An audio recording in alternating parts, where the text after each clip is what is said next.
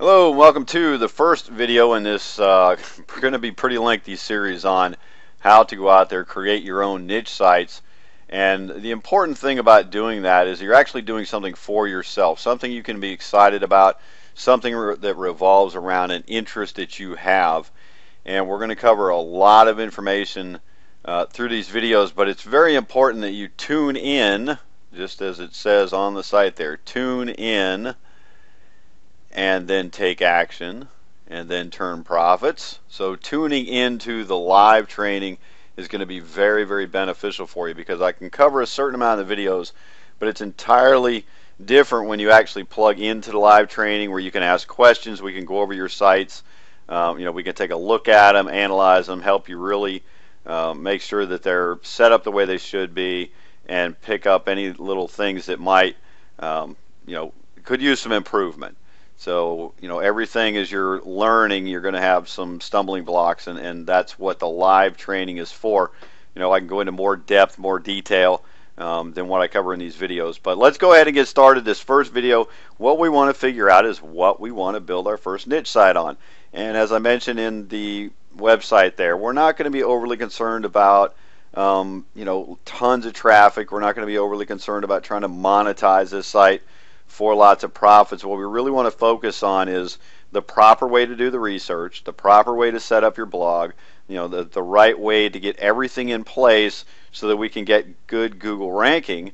And we want to start with something that's we're going to find fairly easy to rank for, so that you get the concept down in the process. And once we've got that accomplished, then we can turn around and go after some little bit bigger markets, a little bit more competition, but you'll already know what to do. And basically, if you know what to do to get them, get your sites ranked for lesser competitive keywords, the only difference is just doing a little bit more for those a little bit more competitive keywords to get the ranking up there. We're going to need to do a few extra things and a little bit more of everything we do. But let's go ahead and get started here. Let's, I'm just going to kind of give some examples here on how we can kind of figure out what it is we want to do, drill down using a couple different methods here. So number one, the easiest way to kind of get an idea what we might want to do is just start by going to Google. And let's just say, we'll just start with a market here. Let's say it's bass guitar. Maybe you're a bass player, maybe you're really into it, you want to set something up for that. So let's just go ahead and start with just bass. Now, sometimes Google is going to confuse bass and bass, but let's see what we've got here, just for some ideas. That's all we're really looking at. Now, here we got Bass Pro Shops, which goes back to bass. So let's bass down low. We've got Pro Shop, Orlando. So this is more around bass than it is bass. So let's go ahead and put in bass guitar. And now we can see what people are searching for, because ultimately we want to set up a blog and we want to get traffic to it. And we want to see what other people are searching for. So bass guitar tabs, tuners, scales, lessons. These are all different kind of areas that we can start with when it comes to what we really want to focus in on. There's some different things, so like bass guitar tabs. That's something that you could look at. And it's not hard to put a site together with tabs. Lessons, maybe you want to focus on lessons if you're a good bass player and you want to just do some video lessons, get some traffic over. And something like the subject here is easily it can be easily monetized with products and services and courses that you can put on the site as well, and do recommendations, things like that. But this just kind of gives us an idea of where we want to go with this. Let's go ahead and just take bass guitar. And something I like to do here as well, anytime I'm using this Google thing, because of this drop down, is I'll just put in kind of a main thing here, hit the space, and it starts throwing. You'll see things changing up, scales, lessons. So now maybe we just kind of stick an A in there. Oh, here's bass guitar amp, accessories, bass guitar action, amp reviews. Just kind of go from letter to letter there. A, we go to B, and whoops, let's see what we've got here. We've got brands and basics and bodies and bridges. So this kind of gives you some ideas. Let's see, we've got chords, case, chords chart, bass guitar center. Just kind of keep flipping the letters around and see what Google throws up here, because all these are things that people are typing in: deals, dealers, dimensions, diagram. You know, there's I mean, you can just keep going through the alphabet.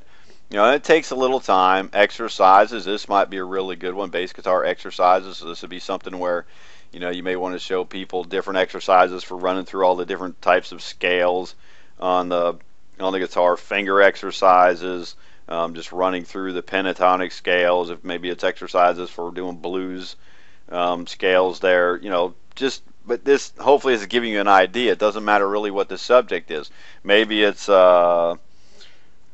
maybe you like to grow stuff. So how to, let's just go ahead and, you know, sometimes I'll even start with something like this where I'll just go how to, here we go, tie a tie, lose weight, train your dragon, cook a turkey, and then you can do the same thing. How to apply it, and this starts giving you more ideas. Apply for food stamps, add fractions, ask a girl out, apply for Medicaid, and just kind of keep doing the same thing there. B, there we go, boil eggs. I mean, there's just BQUO. I have no idea what that is, but you know, brine a turkey, boil an. I mean, there's just endless possibilities here.